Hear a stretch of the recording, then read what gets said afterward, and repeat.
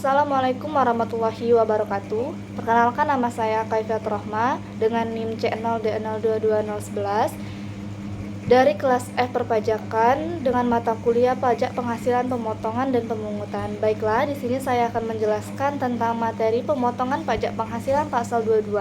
Selamat menyaksikan.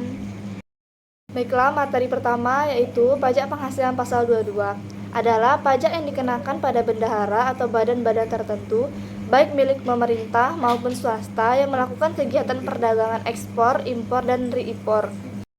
Jenis tarif pajak penghasilan pasal 22. Yang pertama, tarif pajak penghasilan pasal 22 atas impor. Yang kedua, tarif pajak penghasilan pasal 22 atas penjualan hasil produksi.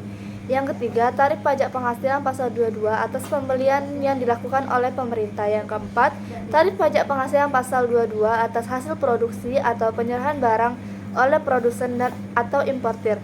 Yang kelima, tarif pajak penghasilan pasal 22 atas impor komoditas. Yang keenam, tarif pajak penghasilan pasal 22 untuk pembelian bahan untuk industri. Yang ketujuh, tarif pajak penghasilan atas penjualan beberapa produk tertentu seperti barang mewah. Pajak penghasilan pasal 22 yang dipungut oleh KPPN atau Kantor Pelayanan Perbendaharaan Negara atau bendahara pada setiap pelaksanaan pembayaran wajib pajak. Bendahara harus melakukan penyetoran pajak penghasilan pasal 22 pada hari yang sama dengan dilakukannya pembayaran atas penyerahan barang dari anggaran belanja negara. Jenis-jenis pajak penghasilan pasal 22. Yang pertama, bendahara pemerintah dan kuasa pengguna anggaran atau KPA. Yang kedua, bendahara pengeluaran yang bertanggung jawab atas pembelian barang dengan mekanisme uang persediaan atau UP. Yang ketiga, pejabat penerbit surat perintah pembayar yang diberi wewenang. Objek pajak penghasilan pasal 22. Yang pertama, impor barang dan ekspor. Yang kedua, pembayaran atas pembelian barang bendahara pemerintah. Yang ketiga, pembayaran atas pembelian barang dengan mekanisme UP. Yang keempat, pembayaran atas pembelian barang ke pihak ketiga. Yang kelima, pembayaran atas pembelian barang untuk BUMN. Yang keenam, penjualan hasil produksi kepada distributor. Yang ketujuh, penjualan kendaraan bermotor. Yang kedelapan, penjualan migas. Yang kesembilan, pembelian bahan-bahan dari pedagang pengumpul. Ke-10, penjualan barang yang tergolong sangat mewah. Cara pembayaran pajak penghasilan pasal 22. Yang pertama, pajak penghasilan 22 dipungut oleh KPPN atau Kantor Pelayanan Perbendaharaan Negara atau bendahara pada setiap pelaksanaan pembayaran wajib pajak. Yang kedua, bendahara harus melakukan penyetoran pajak penghasilan pasal 22 pada hari yang sama dengan dilakukannya pembayaran atas penyerahan barang dari anggaran belanja negara.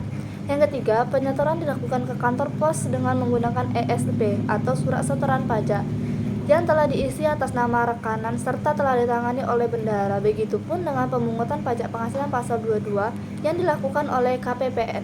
SSP harus diisi atas nama rekanan dan ditandatangani oleh petugas KPPN. Yang keempat, jika rekanan belum memiliki NPWP, maka kolom NPWP pada SSP bisa diisi dengan angka 0. Sedangkan untuk 3 angka dalam kode kantor pelayanan pajak Pratama diisi dengan kode KKP Pratama di mana tampak bendahara terdaftar. Contoh penghitungan pajak penghasilan pasal 21. Yang pertama, bendahara membeli 5 printer dari PT ABCD dengan harga beli 22 juta, harga termasuk PPN. Besarnya pemungutan pajak atas pembelian printer tersebut adalah harga beli 22 juta, dasar pengenaan pajak 20 juta, dikali 100% per 110 dikali 22 juta, maka penghitungan pajak penghasilan pasal 22 yakni 1,5% dikali 20 juta sama dengan 300.000. TDFG selaku produsen bahan bakar minyak gas dan pelumas menyerahkan bahan bakar minyak senilai 700 juta tidak termasuk PPN kepada PT JCM yang merupakan bukan perusahaan SPBU. Maka pajak penghasilan pasal 22 yang dipungut adalah pajak penghasilan pasal 22 atas penyerahan hasil produksi migas.